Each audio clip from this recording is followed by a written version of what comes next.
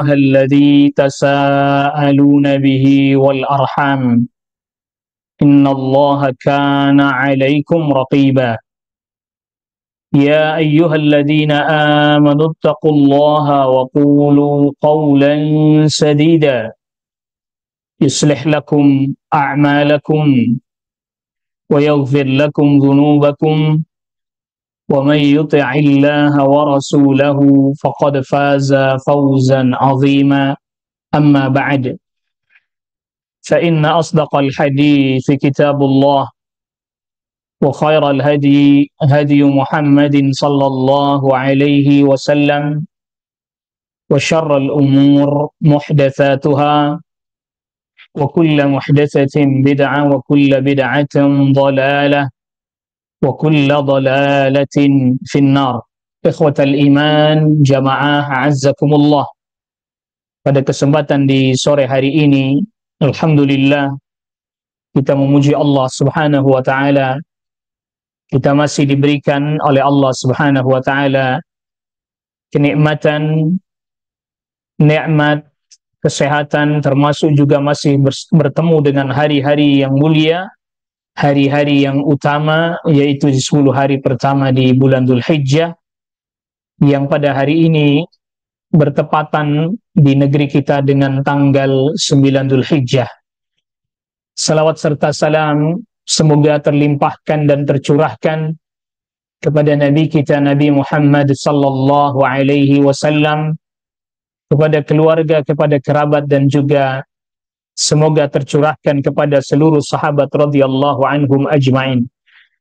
Ma'asyiral hadirin jamaah azzakumullah, kita niatkan apa yang kita lakukan pada kesempatan sore hari ini dalam rangka kita beribadah kepada Allah Subhanahu wa taala. Menuntut ilmu adalah bagian dari beribadah kepada Allah Subhanahu wa taala, dan ini adalah amal salih yang dimana amal salih pada hari-hari seperti di 10 hari pertama di bulan Dzulhijjah ini semakin dicintai oleh Allah Subhanahu wa taala. Ma min ayyam al-amalu salih fihinna ahabbu ila Allah min hadhil ayyam. Tidak ada hari-hari di mana amal salih pada hari-hari tersebut begitu sangat dicintai oleh Allah Subhanahu wa taala melainkan pada 10 hari pertama di bulan Dzulhijjah ini, termasuk di hari ini, di sore hari ini. Dan kita juga berdoa juga kepada Allah Subhanahu wa taala agar kita dijaga, keluarga kita, seluruh penduduk di negeri kita, terlebih lagi kaum musliminnya, dan juga termasuk saudara-saudara kita yang di Gaza, di Rafah, dan dimanapun berada, agar supaya Allah Rabbul Alamin segera mengangkat kesulitan-kesulitan yang sedang mereka alami sampai saat ini, sampai hari ini. Salawat serta salam semoga terlimpahkan dan tercurahkan kepada Nabi kita Nabi Muhammad sallallahu alaihi wasallam, kepada keluarga, kepada kerabat, dan juga kepada seluruh sahabat radhiyallahu anhum ajma'in. Ikhwatal iman a'azzakumullah, hari tanggal 9 Dzulhijjah itu adalah hari di mana pertama Allah Subhanahu wa taala menjadikan agama Islam agama yang sempurna. Sebagaimana hadis yang diriwayatkan oleh Al-Imam Al-Bukhari dan Imam Muslim. Sahabat Umar bin Khattab radhiyallahu an pernah didatangi seorang Yahudi tatkala beliau menjadi khalifah. Ada orang Yahudi datang bertanya, qala lahu, orang Yahudi ini berkata kepada sahabat Umar bin Khattab radhiyallahu an, ya Amirul Mu'minin, ayatun fi kitabikum taqra'unaha law alaina ma'syaral yahud nazalat lattakhadna dzalikal yawma 'ida. Ada satu ayat di dalam Al-Quran, di dalam kitab kalian, yang kalian membacanya, kalau seandainya ayat itu turun kepada kami orang Yahudi, niscaya kami jadikan hari di mana ayat tersebut turun jadi hari raya bagi kami. Yaitu, qala ayyu ayah. Lalu berkata sahabat Umar bin Khattab kepada orang Yahudi ini, ayat apa yang kau maksudkan? Qal, berkata orang Yahudi ini, Firman Allah, "Al-yawma akmaltu lakum dinakum wa atmamtu alaikum ni'mati wa raditu lakumul Islam madinah." Di ayat ketiga dari suratul Al-Maidah. Pada hari ini aku sempurnakan untuk kalian agama kalian. Aku sempurnakan juga nikmatku atas kalian. Dan aku ridha Islam menjadi agama kalian. Berkata Umar bin Khattab radhiyallahu an, "Arafna dzalika al-yawm wal makan alladhi nazalat fihi 'ala an-nabi sallallahu alaihi wasallam." Kami mengetahui hari apa ayat itu diturunkan dan tempat di mana ayat itu turun kepada Nabi sallallahu alaihi wasallam.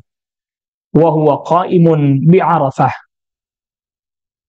yaitu tatkala Nabi sallallahu alaihi wasallam sedang berada di Arafah, haji wada, pada hari Jumat. Jadi pada saat itu bertepatan wukuf di Arafah hari Jumat, 9 Zulhijjah tahun 10 Hijriah. Tahun sebelumnya, tahun 9, haji ditunjuk oleh Rasulullah sallallahu alaihi wasallam yang jadi amirul hajnya sahabat Abu Bakar As-Siddiq radhiyallahu anhu. Tahun 8 baru Fathu Makkah. Ramadan tahun 8 Fathu Makkah. Syawal Rasulullah sallallahu alaihi wasallam masih perang melawan orang-orang suku Bani Hawazin. Lalu kemudian haji belum ditetapkan untuk ditunaikan pada saat itu, tahun ke-8. Tahun depannya, tahun 9, baru kemudian haji ditunaikan. Rombongan pertama lah, haji ditunaikan tahun 9, Zulhijjah, dipimpin sahabat Abu Bakar. Amirul Hajjnya sahabat Abu Bakar, ditunjuk oleh Rasul sallallahu alaihi wasallam. Tahun depannya, tahun 10, Rasul sallallahu alaihi wasallam yang langsung memimpin rombongan haji, jadi Amirul Hajj. Ketika pada hari Arafah, bertepatan hari Jumat hari Arafah, Rasulullah sallallahu alaihi wasallam ketika sedang wukuf di Arafah, turun ayat ini, potongan atau penggalan dari ayat ketiga dari suratul Maidah. Yang itu diketahui juga oleh orang Yahudi, berarti kan informasi itu. Maka sampai di zaman Khalifah Umar Ibnul Khattab radhiyallahu anhu, orang Yahudi berkata, kami, kalau ayat itu turunnya untuk kami, orang Yahudi, kami jadikan hari itu hari raya. Padahal hari Arafah itu memang hari raya bagi orang yang wukuf di Arafah. Yaumu Arafah, Yaumun Nahri, wa ayyamu tashriqi iduna ahlul Islam. Bahwa hari Arafah, hari Nahar itu hari besok penyembelihan, tanggal 10 Dzulhijjah, dan hari Tasyrik itulah hari raya kita kaum muslimin. Maka bagi yang sedang dalam keadaan berwukuf di Arafah, tidak boleh puasa, Pak. Tak puasa dia. Maka Rasulullah SAW ketika di Arafah ditunjukkan di hadapan orang, beliau SAW minum. Dan orang-orang melihat itu, akhirnya mereka pun ikut minum ketika sedang di Arafah. Maka hari itu sudah hari Aid, berdasarkan ketetapan dari Rasulullah SAW. Bagi yang sedang wukuf, Aid itu bagi mereka. Itulah hari raya bagi mereka. Bagi yang tidak wukuf, nah itu kemudian terjadi perselisihan lah. Perbincangan sampai sekarang hangatnya masih terasa terkait dengan Arafah, ikut wukuf atau tidak. Itu terjadi perselisihan. Ya. Tapi yang jelas kalau dibilang bareng, Pak, nggak bisa bareng, Pak, mustahil bareng. Betul? Iyalah, mustahil bareng, Pak. Kalau bicara bareng, mustahil bareng. Secara teknis ibadah, mustahil bareng. Betul nggak? Teknis, kita lagi ngomongin teknis apa? Ibadah. Misal contoh, Pak. Pergantian tanggal, Pak. Pergantian apa? Tanggal. Itu ditandai dengan terbenamnya matahari, betul? Betul ya? Ya. Ya. Terbenam mataharinya beda. Kalau kita mengikuti rumus yang sekarang sedang dianut, kita duluan dong terbenam mataharinya. Makanya kalau kita ngikutin, bagaimana kita ngikutin nih? Maka kalau misalnya contoh Pak, kemarin Kemarin, kalau sekarang kan 9 mau pindah ke 10 kemarin. 8 mau pindah ke 9. Pas maghribnya di kita, misalnya kita anggap itu sudah 9, mengikuti waktu Saudi, ketetapan Saudi. Di Saudinya masih siang tanggal 8, Pak. Betul nggak? Pelan-pelan, pelan-pelan. Pelan-pelan, Pak, pelan-pelan. Kemarin nih misalnya, kemarin nih. Anggaplah kemarin 9 Dzulhijjah misalnya kemarin. Itu kan dihitungnya berarti hari Sabtu ya. Hari Jumat matahari terbenam di kita, Pak. Kita ngitungnya itu berarti udah tanggal 9. Kalau ngikutin ketetapan Saudi berarti sudah tanggal 9, betul? Di Saudinya masih jam 2 siang tanggal 8, Pak. Beda nggak? Beda. Geser lagi, Pak. Oh, nggak sama tanggal. Hari, baiklah hari. Hari itu startingnya subuh. Yang namanya nahar, siang, startnya apa? Subuh. Bukan 12 malam, itu Greenwich punya itu, Pak. Yang menetapkan jam 12 malam ganti itu Greenwich, Pak. Itu Greenwich, penanggalan Masehi, jamnya ngikutin Greenwich. Maka ada istilah AM, PM. Awas, awas. Hati-hati. Makanya ini kadang kalau kita sedang membahas ini lalu kita beda versi, pasti pemahamannya jadi beda. Ganti tanggal maghrib, betul. Jadi ini nanti maghrib menurut ketetapan pemerintah Indonesia sudah ganti tanggal 10 Dzulhijjah, malam tapinya. Malam. Belum siang. Nah, yang namanya siang, nahar, sobah, pagi, itu namanya start siang, start hari, yaum, bukan lail. Berarti subuh, Pak. Betul? Subuh. Kalau kita hukumi kemarin, subuh itu tanggal 9 Dzulhijjah kemarin, bukan hari ini, subuh siang 9 Dzulhijjah, katakanlah di Indonesia subuh 4:30 lah ya, berarti kan mundur 4 jam. Jadi di Saudi kira-kira jam setengah 1 malam, tanggal 9 Dzulhijjah jam 1 malam. Di kita 9 Dzulhijjah setengah 5 subuh. Sudah tidak ketemu lagi. Jadi kalau dibilang bareng persis, enggak bisa, Pak. Mustahil, maka bahasa saya mustahil. Tapi tentu saya tetap menghormati bagi mereka yang meyakini hari Arafahnya kemarin, saya menghormati. Cuman kalau kemudian dengan narasi bareng, ya, kalau dengan narasi bareng tidak. Ditambah lagi misalnya, waktu wukuf mulai jam 12 siang, waktu Saudi, Pak. Di kita sudah jam 4 sore, Pak. 2 jam lagi udah mau buka puasa kemarin. Tapi Irian malah lebih lagi, lebih cepat lagi ya, Pak ya. Tuh udah maghrib bahkan, alias nggak dapat waktu wukuf. Jelas ini. Saya tetap menghormati pandangan, enggak. Cuman saya ingin jelaskan bahwa kalau konsepnya kudu bareng, mustahil. Mustahil kalau kudu bareng tuh mustahil. Barengnya paling tanggal aja tadi, kalau bareng masuk tanggal nggak dapet. Bareng masuk tanggal nggak dapet. Bareng masuk hari nggak dapet. Bareng waktu wukuf juga tidak dapat. Apalagi tadi yang di Papua, di sono Saudi baru mulai wukuf, Papua udah maghrib, udah buka puasa, berarti puasanya tak bareng orang wukuf. Nggak sah dong orang Papua puasanya, lo nggak bareng sama orang wukuf. Kumaha iya deh. Ini saya tetap menghargai, cuman coba ayo kita merenung, kalau dipaksakan harus bareng, mustahil, Pak. Yang ada malah tadi jadi pada banyak yang nggak sah itu puasanya. Apalagi sekarang kita rubah.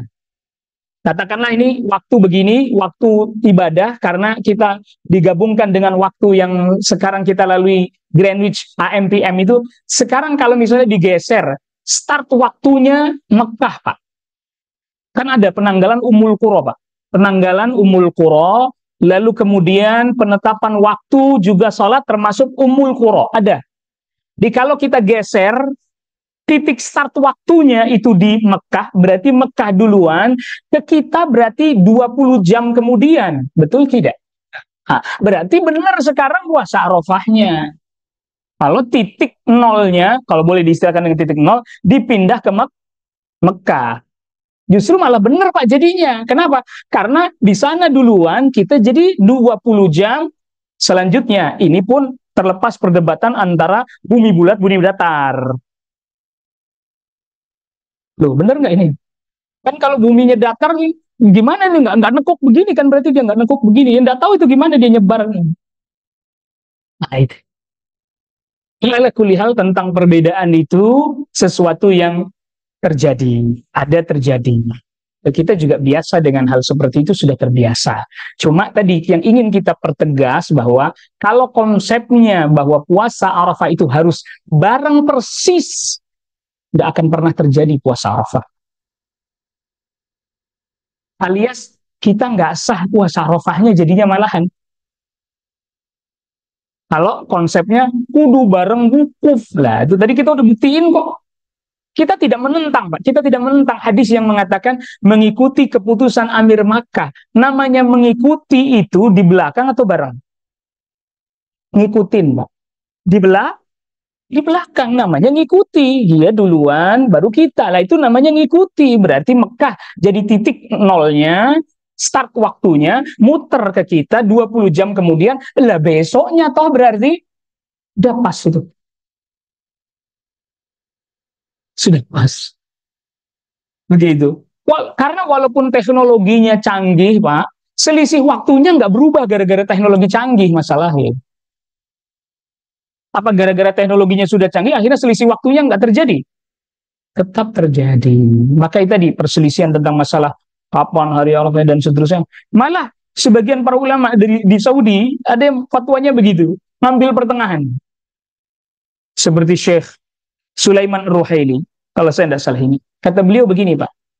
Puasanya Arafah ngikutin Saudi, tapi Idul Adhanya tetap ngikutin pemerintah negeri masing-masing, qadha katanya. Qadhaan. Jadi dia tidak boleh sholatnya hari ini idnya, tetap kudu besok bareng pemerintah kaum muslimin. Ini sebagian, jadi para ulama di Saudi juga terjadi perbedaan pandangan terkait dengan permasalahan ini.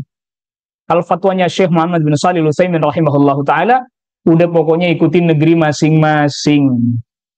Kita kan mulai geger soal begini karena informasi udah mulai nyampe ke kita.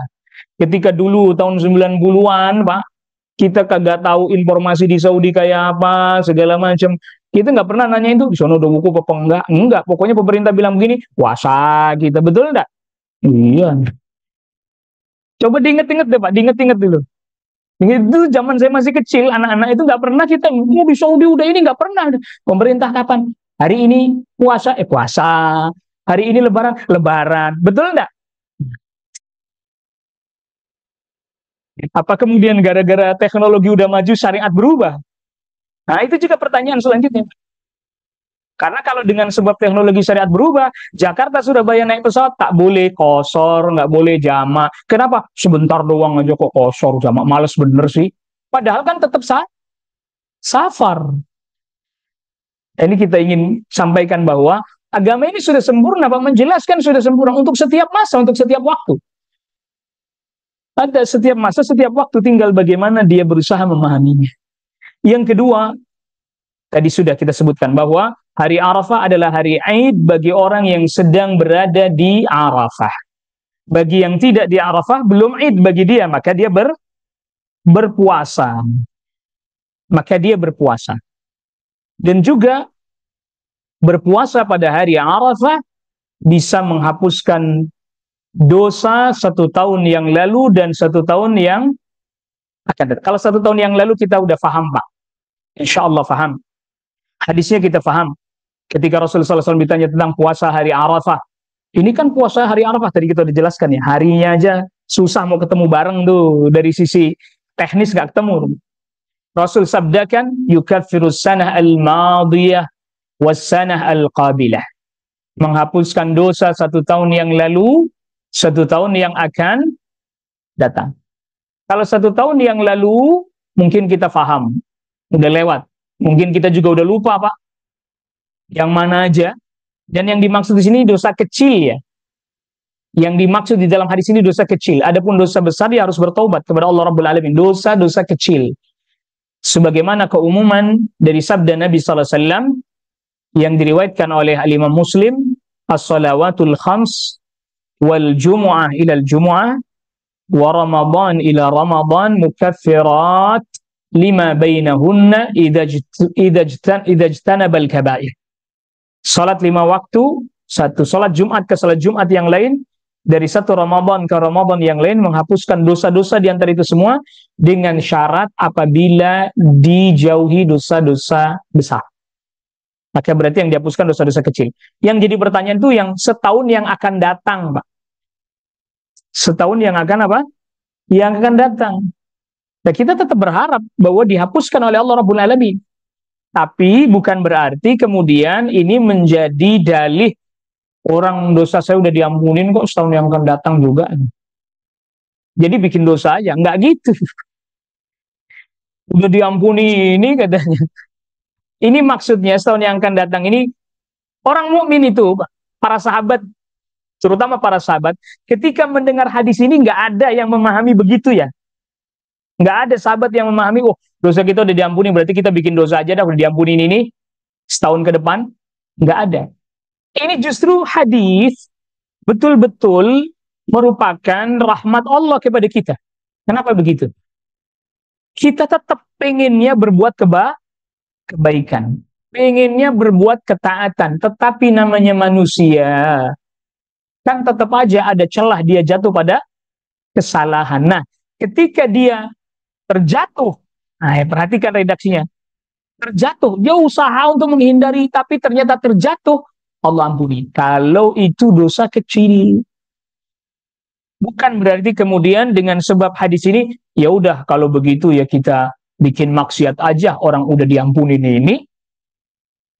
Dan justru hadis ini diantara sekian banyak hadis yang membuat, termasuk tadi yang terkait dengan firman Allah, al-yauma akmaltu lakum dinakum, membuat orang Yahudi hasad terhadap kaum muslimin. Loh kok bisa hasad terhadap kaum muslimin? Iya. Pertama, mereka berangan-angan, coba kalau ayat itu turun kepada kami akan bikin hari raya itu. Kedua, puasa Arafah melampaui keutamaannya puasanya orang Yahudi, atau puasa yang dibangga-banggakan dalam tanda kutip oleh orang Yahudi. Puasa apa itu Pak? Puasa apa? Asyura. Yang ketika Rasulullah SAW datang ke Madinah, lalu Rasul tanya, mereka pada puasa pada tanggal 10 Muharram Asyura. Kok kalian pada puasa? Hadza yaumun najjallahu fihi Musa an Fir'auna wa qaumihi fasamahu syukran lillah fasumnah. Ini adalah hari di mana Musa alaihissalam diselamatkan oleh Allah Rabbul Alamin dari kejarannya Fir'aun dan pasukannya. Lalu Nabi Musa berpuasa karena bersyukur kepada Allah. Kami juga puasa. Dibangga-banggakan oleh mereka. Lalu kemudian apa kata Rasulullah SAW? Nahnu ahaqqu minkum bi Musa. Kami, kaum muslimin, saya, para sahabat, lebih berhak terhadap Nabi Musa dibandingkan kalian. Kenapa Pak? Mereka cuma mempertahankan salah satu dari syariatnya Nabi Musa alaihissalam, tapi mereka menyelisihi ajaran pokoknya Nabi Musa alaihissalam, tauhid. Ya, mereka membanggakan salah satu syariat Musa yang masih mereka pegang, tapi ajaran pokoknya Musa alaihissalam tauhid mereka tinggal. Ditambah lagi kaum muslimin puasa juga Asyura kan? Puasa juga Asyura, lalu kemudian ditambah Arafah yang lebih besar keutamaannya dibandingkan Asyura. Yang pastinya orang Yahudi tidak mau puasa Arafah.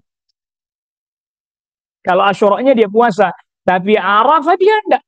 Yang lebih utama dibandingkan Asyura. Jadi banyak sekali ini keutamaan yang Allah berikan kepada umat ini, umatnya Nabi sallallahu alaihi wasallam. Yahudi sampai hasad, dengki. Nauzubillah. Nasallallahu alaihi. Selanjutnya, di antara keutamaan hari Arafah, annahu al-yawm alladhi akhadha Allah fihi al-mitsaq ala dzurriyyati Adam.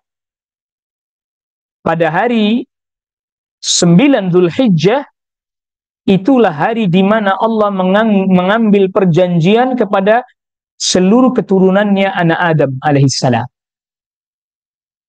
Hadis diriwayatkan Al-Imam Ahmad dari sahabat Abdullah ibn Abbas radhiyallahu anhuma.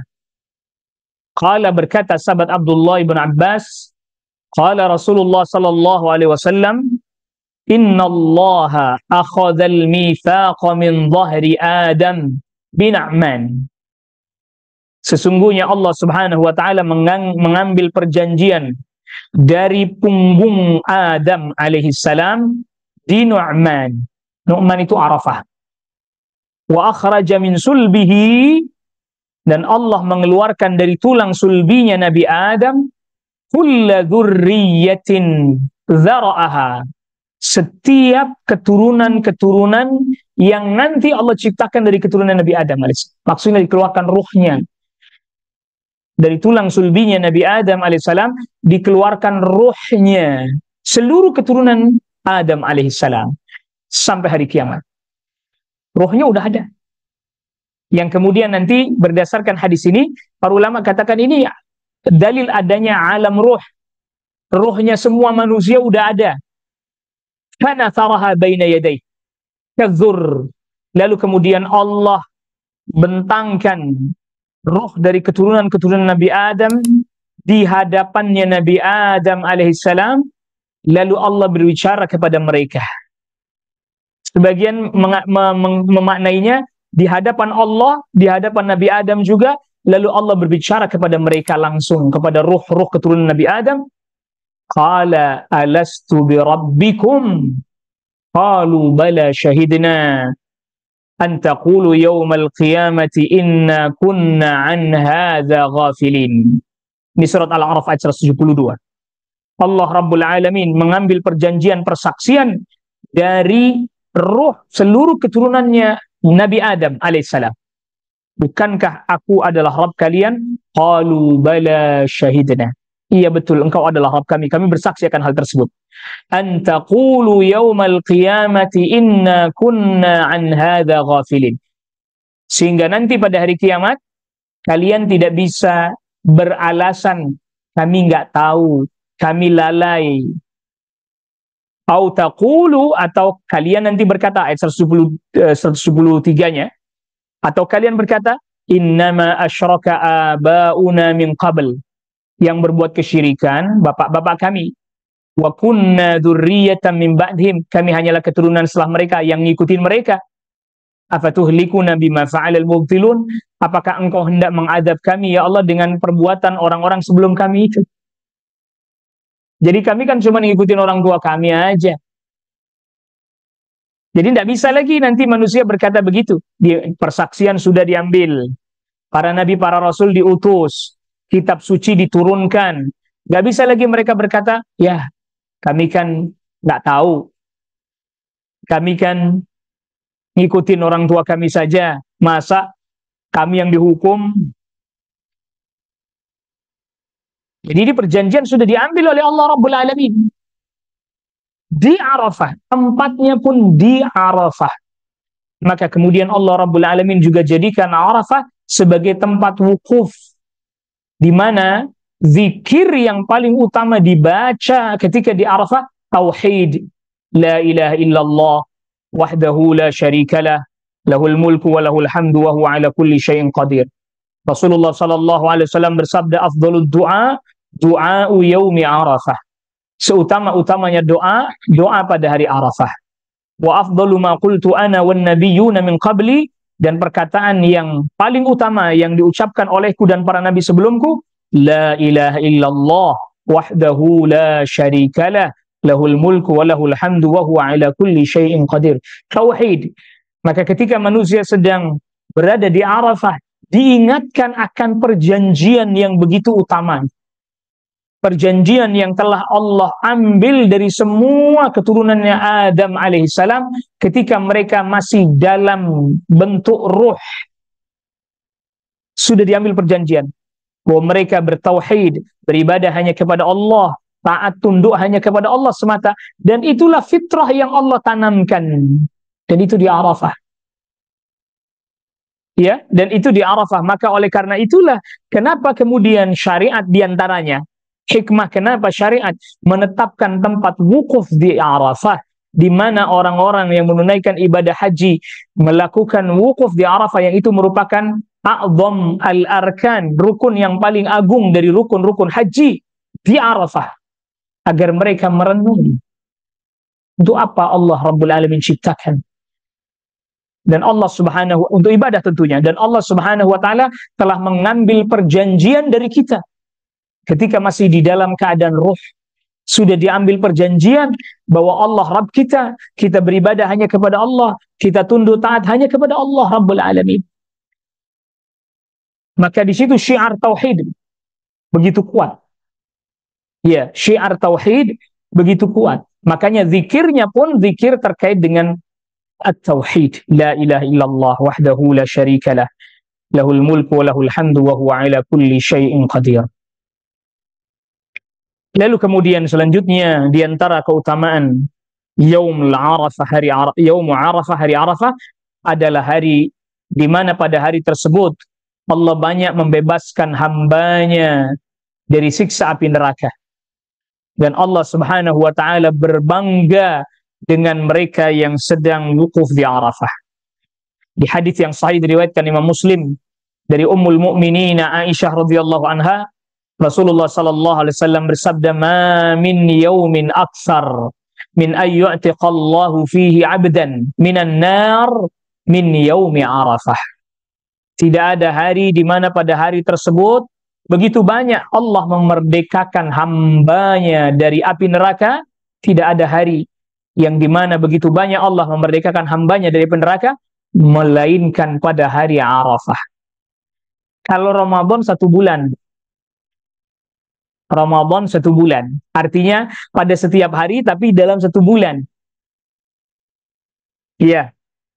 Jadi tiap malam ada saja hamba-hamba yang Allah bebaskan dari api neraka. Di antaranya sebagaimana hadis diriwayatkan oleh Al-Imam An-Nasa'i, "Walillahi utaqa'u minan nar wa dzalika kullu lailah." Dan setiap malam dari malam-malam Ramadan ada hamba-hamba yang Allah bebaskan dari siksa api neraka.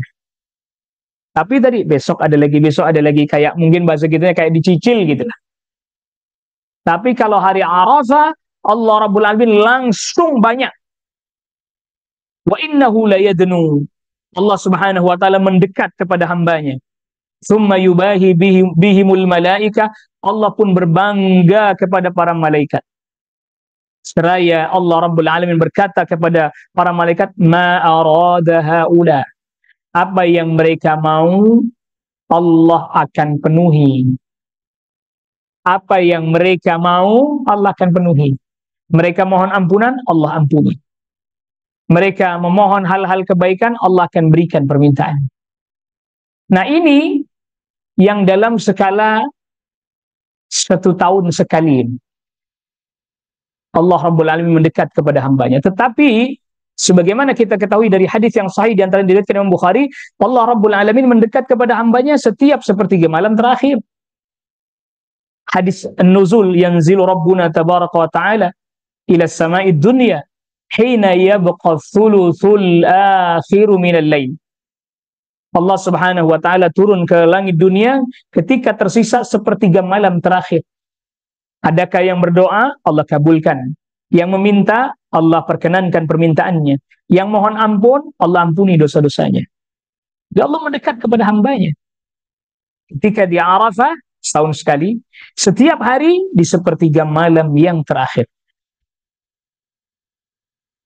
Wa Ibnu Umar, riwayat yang lain dari sahabat Abdullah bin Umar, "Innallaha ta'ala yubahi malaikatahu 'ashiyata Arafah bi ahli Arafah." Allah Subhanahu wa taala berbangga kepada para malaikat di sore hari Arafah kepada orang-orang yang sedang wukuf di Arafah. Nah, kenapa di sore hari? Karena itu tadi waktu prime time. Jadi waktu afdal, waktu yang paling utama wukuf, mulai dari jam 12 siang sampai terbenam matahari maghrib. Makanya Rasul SAW ba'da maghrib bergerak menuju Muzdalifah. Itu waktu afdal. Bukan berarti wukufnya sudah habis waktunya dengan matahari terbenam.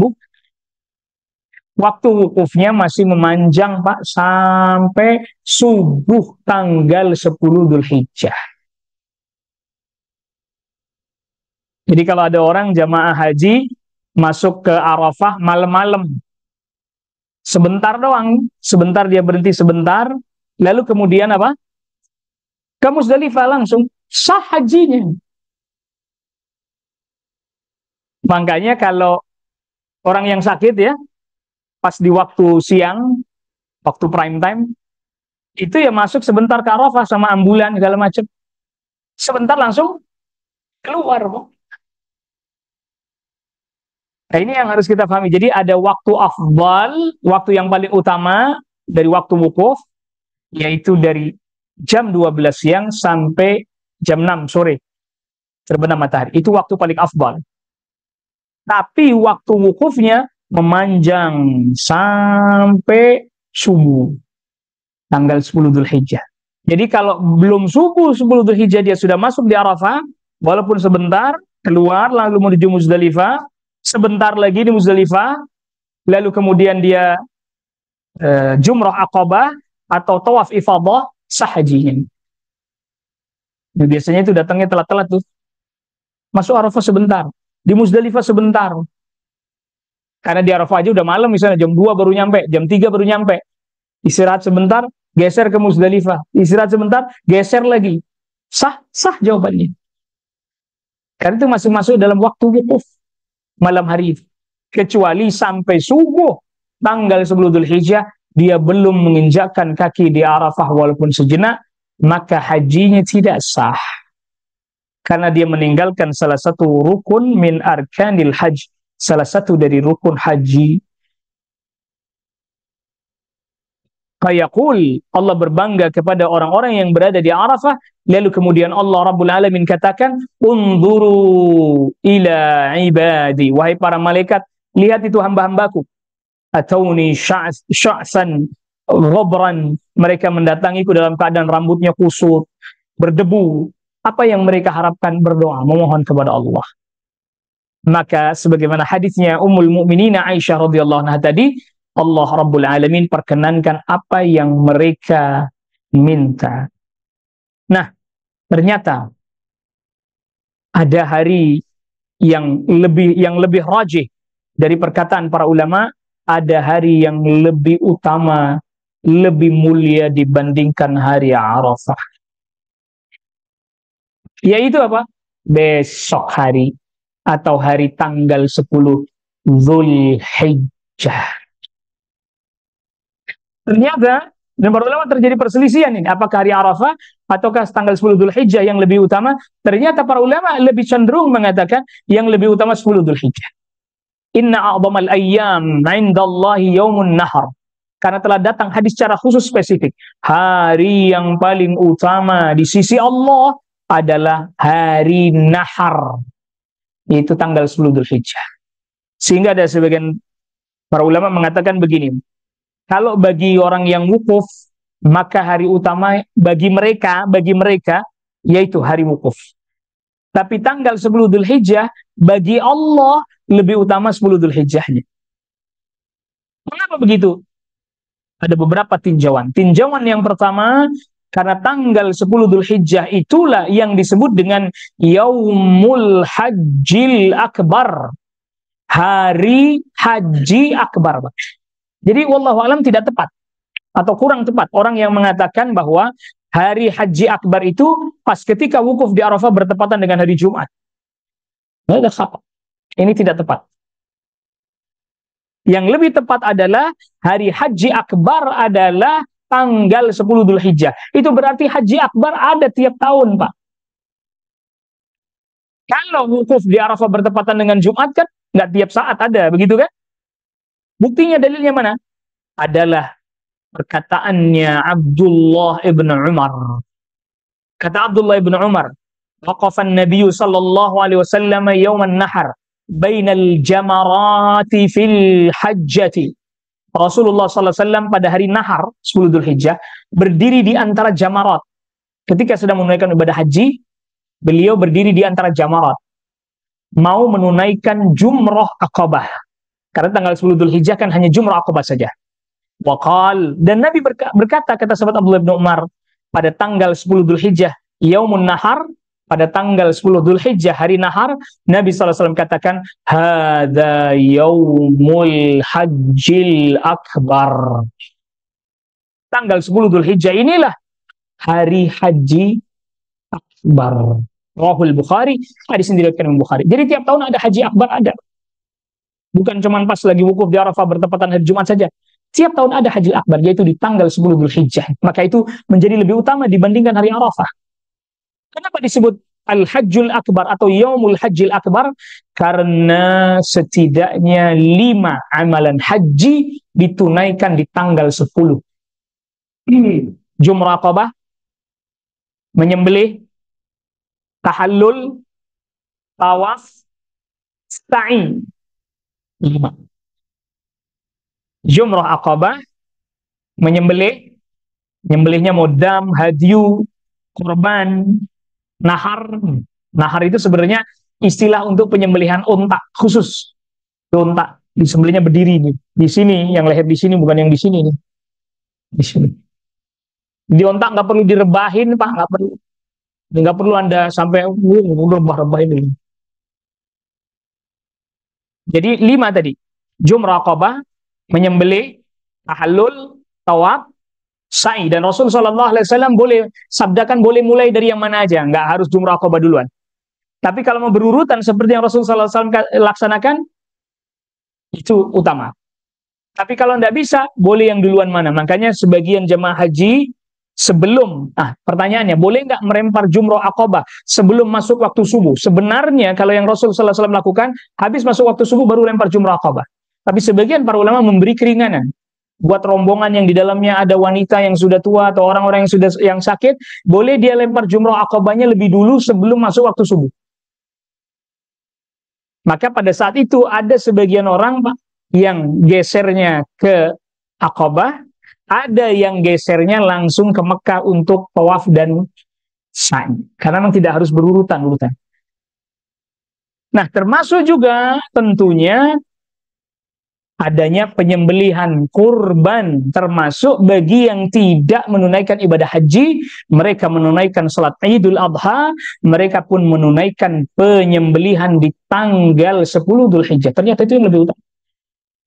Jadi hari nahar, kemudian hari Arafah, baru kemudian Yaumul Qar. Yaumul Qar itu orang tenang, tanggal 11, tanggal 12, atau disebut juga dengan hari tasyrik. Yaumul Qar itu disebut dengan Yaumul Qar karena orang istirahat. Habis menunaikan Hajjul Akbar, istirahat. Mereka beristirahat di tenda-tenda di Mina. Paling aktivitasnya tinggal tanggal 11 kan ngelempar jumroh, ula, wusta, Aqabah. Dan itu boleh dilakukan di malam hari lempar jumrohnya.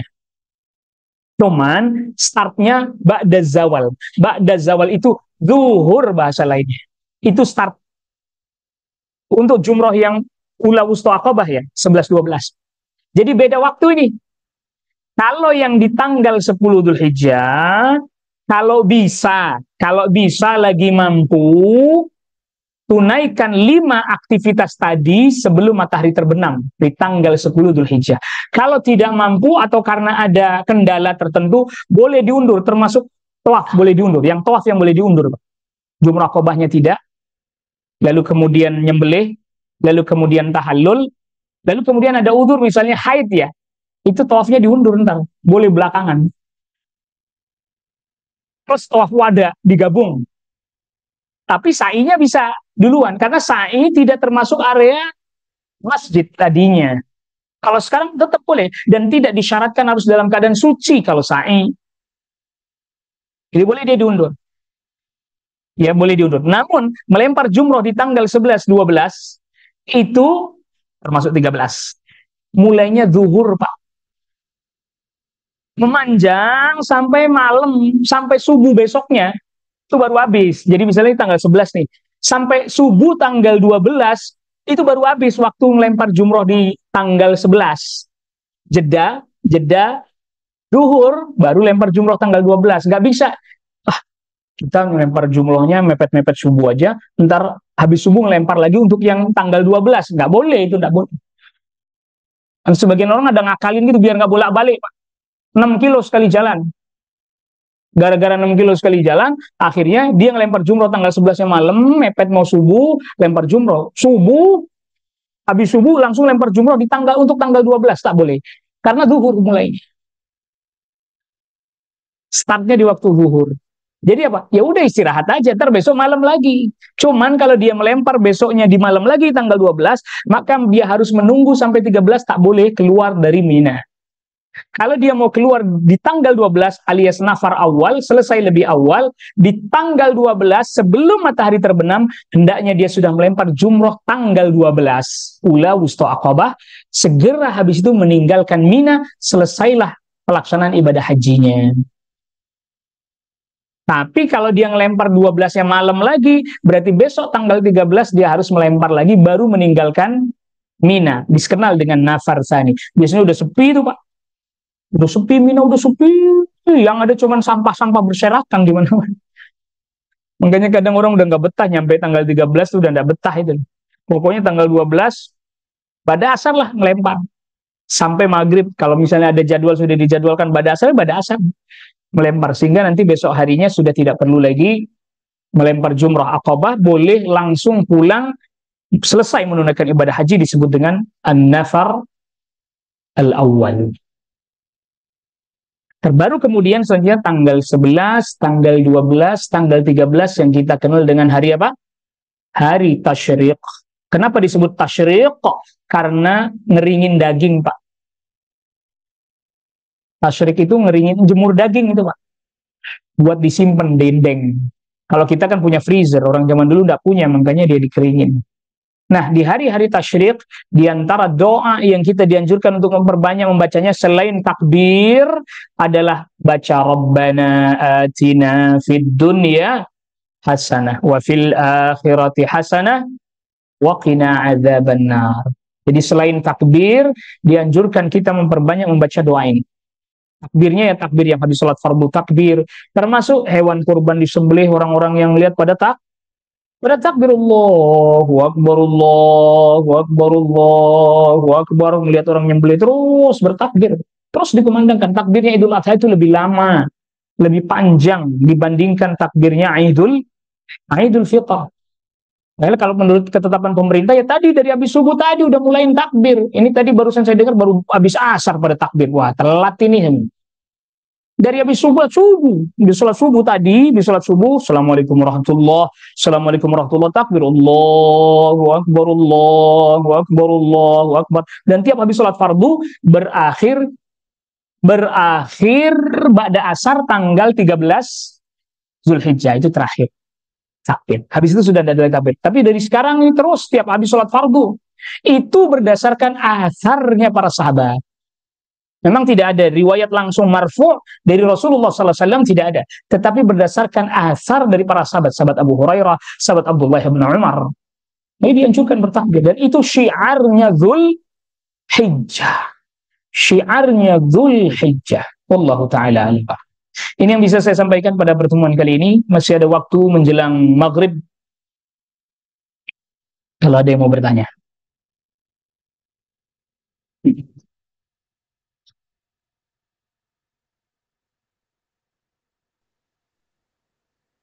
Terima kasih kepada guru kita Ustaz Zainuddin Kusatiri yang menyampaikan kepada kita bagaimana keutamaan hari Arafah dan hari-hari di dan sekitar dan sebagainya. Mohon maaf undangan dari atas amalan rutin Ustaz yang aktual. Iya, ini karena waktunya juga kan digeser sore, jadi temanya bergeser dikit ya. Baik, mungkin untuk memperjelas apa yang beliau sampaikan. Ada pertanyaan dari jamaah di masjid. Ini 100 orang. Ada pertanyaan, kami persilakan. Ini 2 dokter ini bertanya.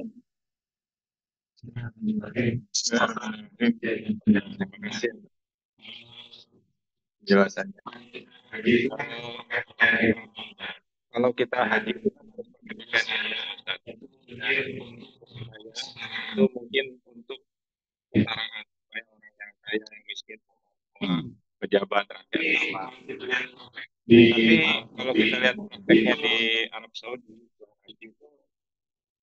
ada yang mewah, ada yang biasa, ada yang naik bus mewah, ada yang jalan kaki. Ini apa bukan pembahasan halal haram ya Pak Ustadz ya, tapi apa ini gitu yang sangat hikmahnya berhaji. Saya seperti fisiknya padang mahsyar. Tapi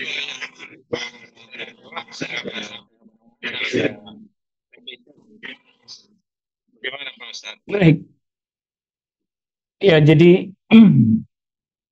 wallahu alam. Ya, tadi sudah disebutkan ya bahwa ini perkara mubah ya. Nanti perkara yang boleh, bukan bicara perkara yang diharamkan, bukan. Maka saya juga tidak bisa berbicara dalam masalah ini. Kita tidak bisa mengatakan bahwa dan juga saya tidak tahu itu yang ibarat udah digeladi resik di mahsyar. Saya tidak tahu itu sumbernya dari mana. Ada qaulun, ini perkataan yang harus dicari sumbernya, Pak. Karena apa? Syattana ma baina wa bainah. Tidak bakalan bisa, Pak. Mahsyar digeladi resikin, tidak bakalan bisa. Tidak bakalan bisa, Pak. Digeladi resikan saja nggak bisa. Saya nggak ngomong setara. Geladi resik itu kan nggak setara sama hari hanya ya. Nggak bisa, Pak. Geladi kotor, geladi bersih, nggak bisa. Nggak bisa, Pak. Iya. Kenapa? Berdiri, Pak, di mahsyar. 2 telapak kaki, Pak. Kanan orang lagi, kiri orang lagi, depan orang lagi, belakang orang lagi. Nggak ada, nggak usah bicara tenda. Tapi ada nanti orang-orang yang dapat VIP. Naungan arasnya Allah Rabbul Alamin ada. Begitu. Jadi yang perkataan ibarat itu ini harus diteliti ulang. Adapun kesetaraan dari sisi bahwa mereka pakai pakaian ihram yang sama di tempat yang sama, iya. Tapi kalau soal tadi fasilitas tendanya bagus, Pak. Terus AC ya, sejuk dan seterusnya. Bahkan jajanannya banyak. Berlimpah makanannya dan seterusnya.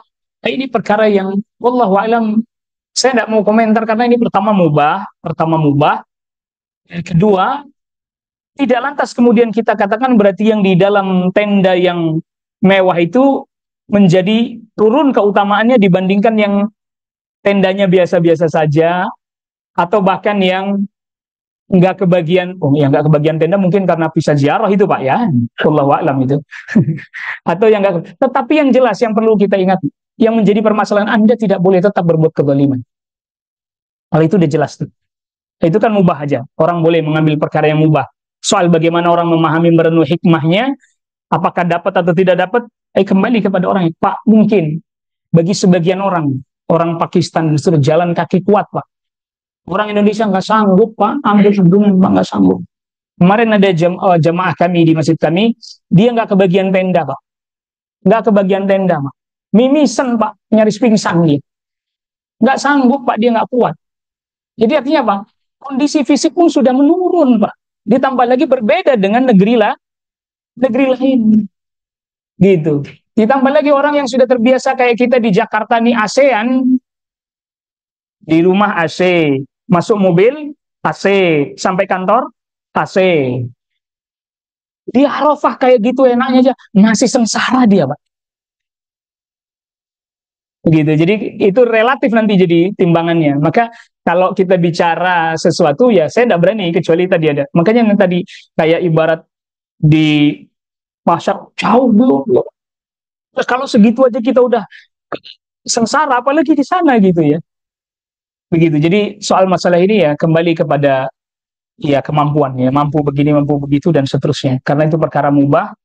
Ya soal masalah kok kayaknya nggak apa, sampai ada yang begini Pak, kasih kasih postingan, kasih postingan.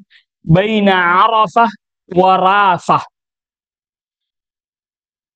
Baina apa? Arafah warafah. Rafah yang di kota ujung Gaza itu. Ya pasti beda lah Pak. Di sana saudara kita lagi dihujani bom, mortir dan seterusnya. Semoga Allah selamatkan. Semoga Allah jaga.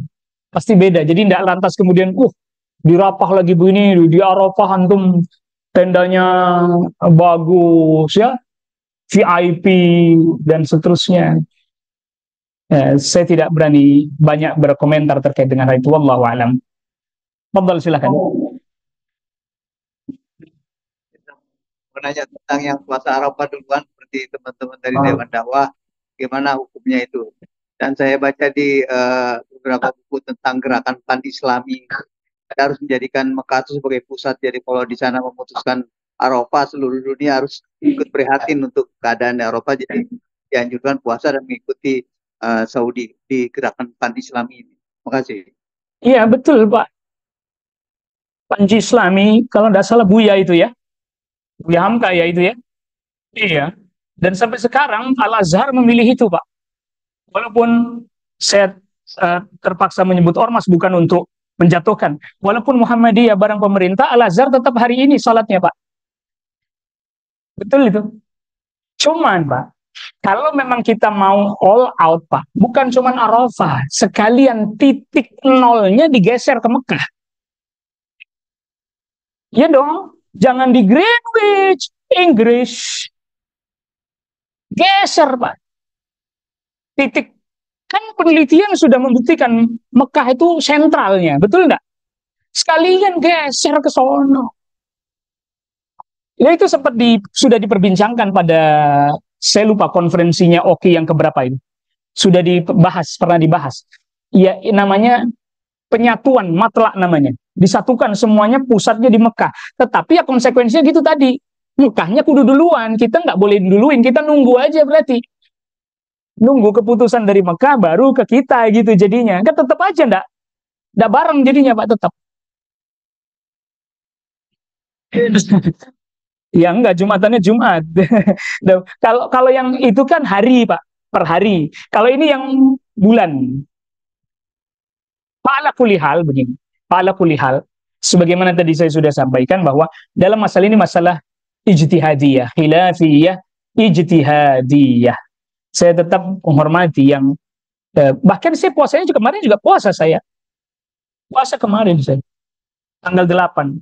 Kalau ijtihadnya, karena saya pernah baca keterangannya Al-Imam Ibnu Abdul Bar bahwa apabila, perhatikan, apabila pemerintah di satu negeri keliru dalam menetapkan keputusan, maka bagi kaum muslimin puasanya, salat idnya sah Pak. Dan itu Al-Imam Ibnu Abdul Bar mengklaim terjadi ijma. Bahkan menariknya, beliau kasih contohnya begini, apabila Amir Mekah keliru menetapkan haji waktunya, salah, ijtihadnya salah Pak. Dan itu dijadikan hujah oleh para ulama, berarti pemimpin di Mekah sekalipun mereka berdasarkan hilal. Menetapkannya berdasarkan hilal. Kalau mereka keliru, misalnya mestinya masih tanggal 8 mereka sudah tetapkan itu wukuf tanggal 9, bagi jamaah haji seluruhnya sah aktivitas hajinya. Begitu juga kalau misalnya pemerintah di negeri kita misalnya keliru menetapkan puasanya kita, sholat idnya kita, sembelih korbannya kita, sah. Itu udah ada fatwanya jauh-jauh hari zamannya Al-Imam Ibnu Abdul Bar. Saya teringat dengan fatwa itu. Itu artinya bahwa ya tadi karena perbedaan itu tadi tempat terbitnya, waktunya nggak bisa dihindari yang semisal seperti itu. Wallahu a'lam. Beberapa saat, kurang lebih 5 menit sebelum waktu maghrib, ada lagi dari para jamaah, kami silakan.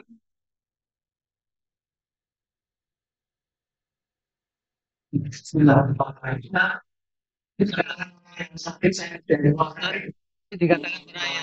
sakit dari rumah mungkin memakai ini terus karena kondisinya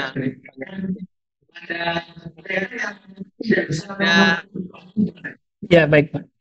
menetap Jadi tidak menjadi penghalang. Orang sedang, jadi kalau orang itu misalnya begini, Pak, dia sudah berihram haji, lalu kan dia sudah harus menyelesaikan semua aktivitas hajinya, Pak. Dia sudah berihram haji, maka dia sudah harus menunaikan seluruh aktivitas hajinya, kecuali dia pernah membaca syarat ketika niat. In habasani habisun famahilli haitsu habastani.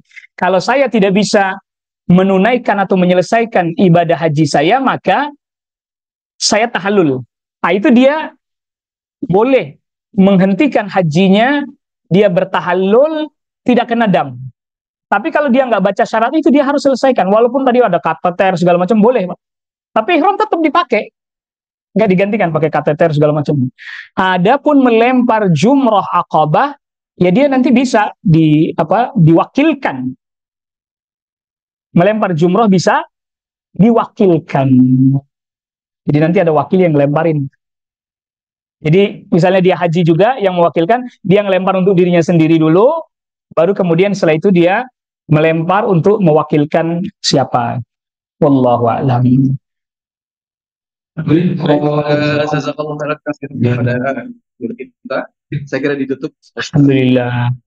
Kita cukupkan dulu kajian kita di kesempatan sore hari ini, beberapa saat menjelang waktu maghrib. Wassallallahu ala nabiyina Muhammadin wa alihi wasahbihi wasallama tasliman katsira. Subhanakallahumma bihamdik, asyhadu an la ilaha illa anta astaghfiruka wa atubu ilaik. Assalamualaikum warahmatullahi wabarakatuh. Sekali lagi, alhamdulillah setelah kita selesaikan kajian pada sore di 9 Juli ini, kita doakan semoga hidup kita selalu dalam kondisi sehat. Tadi awal beliau katakan kondisi berbeda, alhamdulillah semangatnya kita doakan dengan kesehatan dan ilmu yang beliau sampaikan menjadi ilmu yang berguna, menjadi yang baik untuk pelaksanaan buka puasa dan disediakan oleh jamaah Masjid Syuhada. Bapak silakan disusulkan, kami berharap bisa tertib, tidak bisa berebut, insya Allah cukup. Namun kalau memang ada pembicaraan di sini, kami dari DKM sudah mencapai pengumuman. Bila itu,